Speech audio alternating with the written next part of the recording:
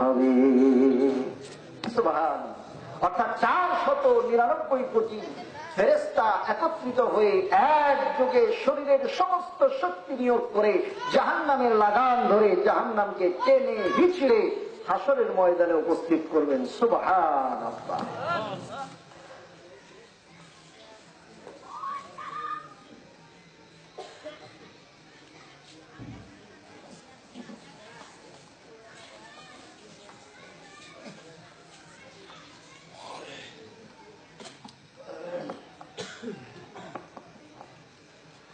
আলহামদুলিল্লাহ, আপনাদেরও কষ্ট দিলাম। যিনি আলোচনা করতেছেন তার আলোচনার ব্যাঘাত ঘটে গেল।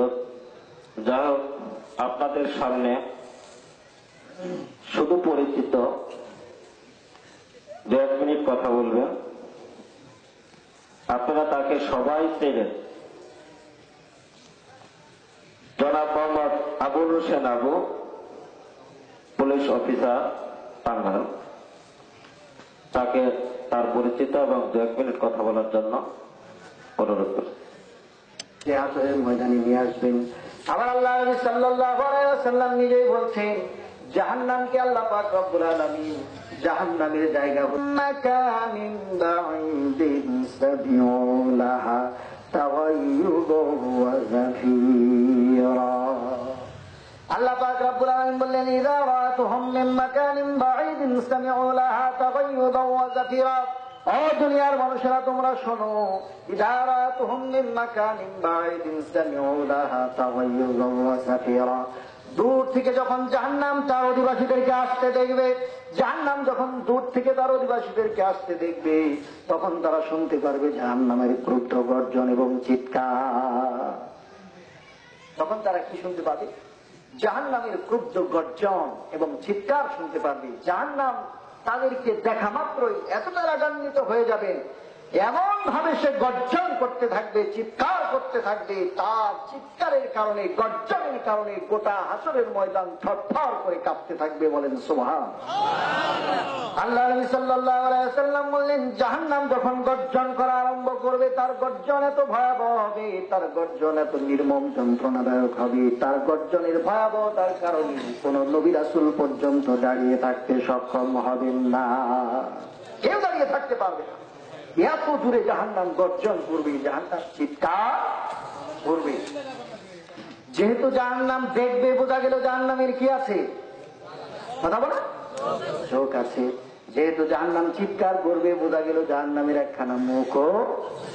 عن ابي هريره رضي الله تعالى عنه قال قال رسول الله صلى الله عليه وسلم يخرج عنق من النار يوم القيامه له عينان تبصران واذنان تسمعان ولسان ينطق يقول اني وكلت بثلاثه بكل جبار عنيد وبكل من دعا مع الله إلها آخر وبالمصور رواه الترمذي। আল্লাহ নবী সাল্লাল্লাহু আলাইহি ওয়াসাল্লাম বলছেন, ও দুনিয়ার মানুষেরা, ভালো করে শোনো, ইয়াখরুজু উনুকুন মিনান নার ইয়াউমাল কিয়ামাহ।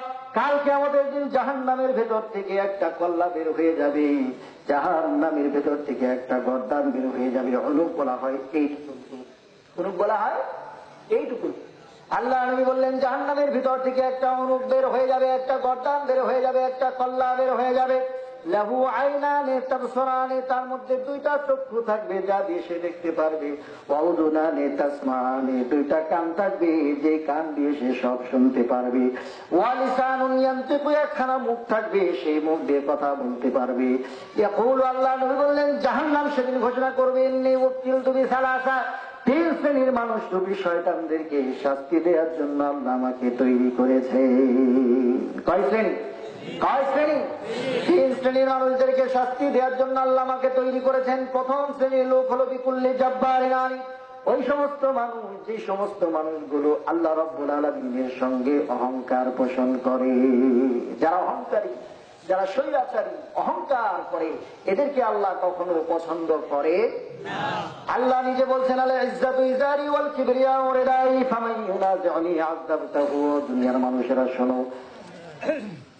ও দুনিয়ার মানুষেরা শোনো, ইজ্জত হলো আমার লুঙ্গি, অহংকার হলো আমার গায়ের চাদর।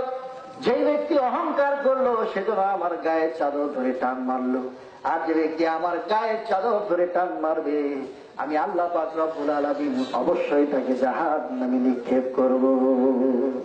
অবশ্যই সে কোথায় যাবে? বোঝা গেল অহংকার করা কোনো মুসলমানের জন্য বৈধ। আমাদের সুস্বাস্থ্য আছে তাই আমরা স্বাস্থ্য নিয়ে অহংকার করি, বড়াই করি। আমাদের টাকা পয়সা আছে তাই আমরা টাকা পয়সার বড়াই করি, অহংকার করি। আমাদের হাতে 2 দিনের ক্ষমতা আছে, এই 2 দিনের ক্ষমতা নিয়ে আমরা খুব বাড়াবাড়ি করি, অহংকার করি। এমন মানুষ আছে না নাই? আছে না নাই? আমার ভাইরা, আমার বন্ধুরা শুনেন, এমন মানুষের কোনো অভাব নাই। ক্ষমতার অহংকার, টাকার অহংকার, সম্পদের অহংকার, সৌন্দর্যের অহংকার, দেহের অহংকার, যেই অহংকারী আপনি করেন না কেন, যদি আপনার দ্বারা সামান্যতম অহংকার প্রকাশিত হয়ে যায় তাহলে এর অর্থ হবে আপনি আল্লাহর গায়ের চাদর ধরে টান মারলেন। আর যেই ব্যক্তি আল্লাহর গায়ের চাদর ধরে টান মারবে, আল্লাহ বলছেন আমার ইজ্জতের কসম, আমি আল্লাহ রাব্বুল আলামিন ওই লোকটাকে অবশ্যই জাহান্নামে নিক্ষেপ করব। বোঝা গেল অহংকারী ব্যক্তি কখনো কোন অবস্থায় জান্নাতে প্রবেশ করতে পারবে না। জাহান্নাম বলছে অহংকারী স্বৈরাচারী লোকটাকে শাস্তি দেওয়ার জন্য আল্লাহ আমাকে তৈরি করেছেন।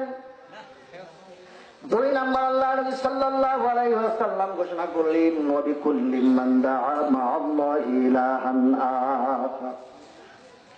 2 নম্বরে আল্লাহ নবী সাল্লাল্লাহু আলাইহি ওয়াসাল্লাম বললেন ওই সমস্ত মানুষ, যে সমস্ত মানুষগুলো আল্লাহকে বাদ দিয়ে অন্যের কাছে সন্তান প্রার্থনা করে। এমন লোক আমাদের দেশে আছে না? কম না বেশি? কম। দোয়া চেয়ে তারপরে পরীক্ষার হলে যায়, আছে না নাই? জোরে বলেন।